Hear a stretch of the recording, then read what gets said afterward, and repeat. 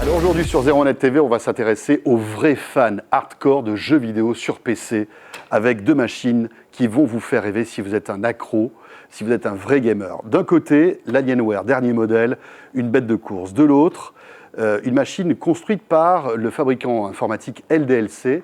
Ça donne un combat de titans incroyable qu'Aymeric Siméon va arbitrer tout de suite. Fiche technique oblige, on va parler un tout petit peu de composants, mais on va faire vite.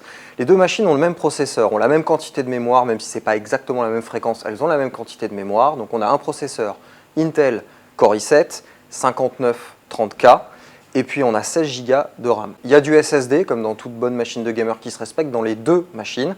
512 chez LDLC, 256 chez Alienware. Et puis pour stocker toutes ces photos, ces films, etc., Alienware dit 4 Tera, alors que LDLC compte avec 3 Tera.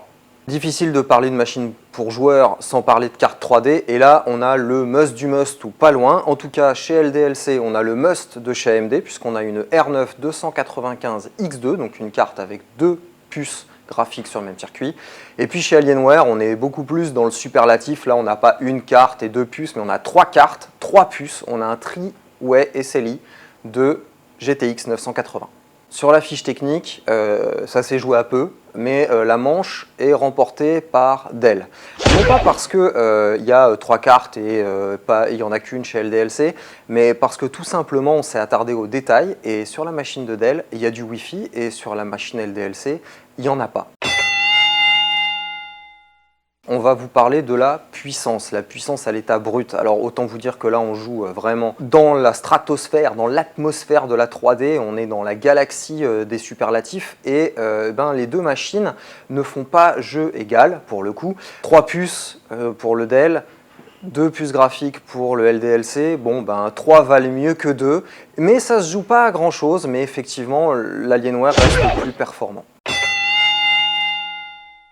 Troisième manche, connectique. Alors comme je le disais un petit peu avant, dans l'Alienware il y a du Wi-Fi, dans la machine LDLC il n'y en a pas. Après pour le reste, on est à peu près sur les mêmes standards. On a de l'USB 3, de l'USB 2, autant de sorties vidéo que vous pourriez brancher d'écran.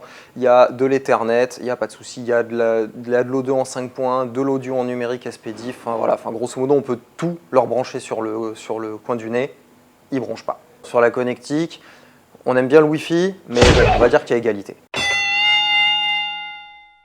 Dernière manche, évolutivité. Alors, quand on entend évolutivité, c'est peut-être un peu obscur comme ça, mais c'est la faculté de ces PC à pouvoir être améliorés dans le temps.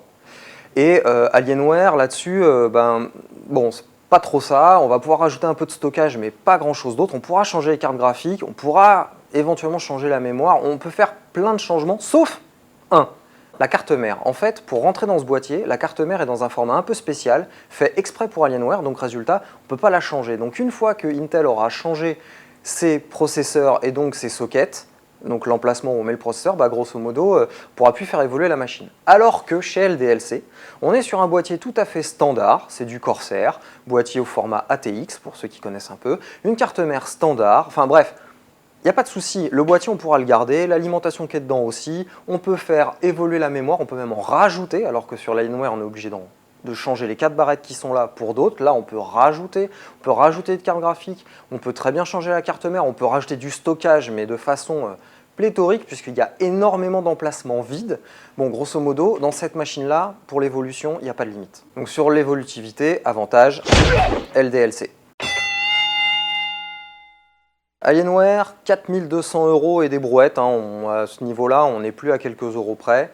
De l'autre, 3100 €.